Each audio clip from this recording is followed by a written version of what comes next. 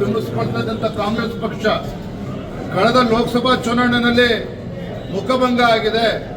ತದನಂತರದಲ್ಲಿ ಹರಿಯಾಣ, ಮಹಾರಾಷ್ಟ್ರದಲ್ಲೂ ಕೂಡ ಮುಖಭಂಗ ಆಗಿತ್ತು.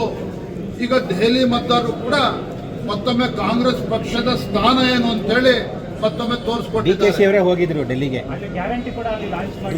ಗ್ಯಾರಂಟಿಗಳೆಲ್ಲವೂ ಕೂಡ ತಾತ್ಕಾಲಿಕ. ಇವತ್ತು ರಾಜ್ಯದಲ್ಲೇ ನೋಡ್ತಾ ಇದ್ದೀರಿ, ಮೈಕ್ರೋ ಫೈನಾನ್ಸ್ ಇಂದ ಯಾವ ರೀತಿ ಆತ್ಮಹತ್ಯೆ ಮಾಡಿಕೊಳ್ತಿದ್ದಾರೆ ನೋಡ್ತಾ ಇದ್ದೀರಿ. ರಾಜ್ಯದ ಪರಿಸ್ಥಿತಿ ಏನಾಗಿದೆ ನೋಡಿದ್ದೀರಿ.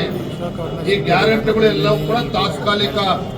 ಈ ದೇಶದ ಅಭಿವೃದ್ಧಿಯ ದೃಷ್ಟಿಯಿಂದ ಇವತ್ತು ಪ್ರಬುದ್ಧ ಮತದಾರರು ಅರ್ಥ ಮಾಡಿಕೊಂಡಿದ್ದಾರೆ. ತಾತ್ಕಾಲಿಕ ಗ್ಯಾರಂಟಿಗಿಂತ ದೃಢ ನಾಯಕತ್ವ ಕೊಡ್ತಕ್ಕಂಥ ನರೇಂದ್ರ ಮೋದಿಜಿ ನೇತೃತ್ವದ ಭಾರತೀಯ ಜನತಾ ಪಾರ್ಟಿಯಿಂದ ಮಾತ್ರ ಸಾಧ್ಯ ಅನ್ನೋದನ್ನ ದೆಹಲಿ ಮತದಾರರು ಮತ್ತೊಮ್ಮೆ ರುಜುವಾತು ಮಾಡಿದ್ದಾರೆ. ಧನ್ಯವಾದ. ಗ್ಯಾರಂಟಿ ಜ್ಯೂಸ್ ಪಟಾಕಿ ಆಗಿದೆ. ನಾನು ಗ್ಯಾರಂಟಿಯ ಚಾಂಪಿಯನ್ ಅಂತ ಹೇಳುದು ಡಿ ಕೆ ಶಿವಕುಮಾರ್ ಅಂಬಾಸಿಡರ್. ಯಾವ ದೇಶಕ್ಕೆ ಹೋದರೆ ಗೊತ್ತಿಲ್ಲ ಡಿ ಕೆ ಅವರು, ಬ್ರ್ಯಾಂಡ್ ಅಂಬಾಸಿಡರ್ ಅವರು. ಆ ಬ್ರ್ಯಾಂಡ್ ಅಂಬಾಸಿಡರ್ ಕತೆ ಡೆಲ್ಲಿಯಲ್ಲಿ ಕೇಜ್ರಿವಾಲ್ನೇ ಗೆಲ್ಸಕ್ಕಾಗಿಲ್ಲ ಅವ್ರ ಕೈಲಿ. ಕೇಜ್ರಿವಾಲ್ನೇ ಗೆಲ್ಸಕ್ಕೆ ಆ ಸ್ಥಿತಿ.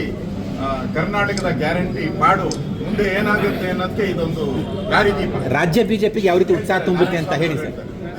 ಉತ್ಸಾಹ ಬಂದಿದ್ದಕ್ಕೆಲ್ಲ ರಸ್ತೆ ಬಂದಿದ್ದೆಲ್ಲ ಒಟ್ಟಿಗೆ ಭ್ರಷ್ಟಾಚಾರದ ವಿರುದ್ಧವಾಗಿ